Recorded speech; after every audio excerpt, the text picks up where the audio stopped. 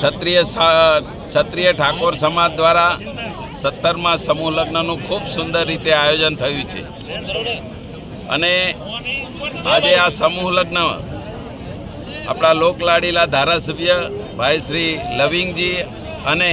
સમૂહ લગ્ન સમિતિ દ્વારા સુંદર રીતે અને સારી રીતે સમૂહ લગ્નનું આયોજન થયું છે એ બદલ એમને બધાને હું ખૂબ ખૂબ શુભેચ્છાઓ પાઠવું છું। સાથે સાથે જે આજે લગભગ 53 નવદંપતીઓએ આ સમૂહ લગ્નની અંદર જોડાઈ અને ભાગ લીધો છે। આજે નવદંપતીઓ જે પ્રભુતામાં પગલાં પાડ્યા છે એમને પણ પરમ કૃપાળુ પરમાત્મા અને મા ભગવતી ખૂબ સુખી રાખે એવો સુંદર એમનું જીવન રહે, એમનું આરોગ્ય પણ સુંદર રહે અને તેઓ પણ સમયની સાથે સાથે અને સમાજને સાથે લઈને આગળ વધે એવી શુભેચ્છાઓ પાઠવીએ છીએ। દીકરા દીકરીઓને જે પ્રભુતામાં પગલાં પાડ્યા છે એમને પણ અમે વિનંતી કરી છે કે આવનારી પેઢીને આપણે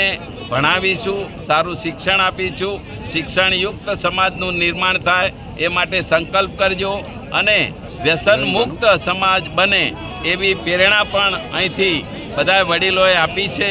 સાથે સાથે સમાજની અંદર આવા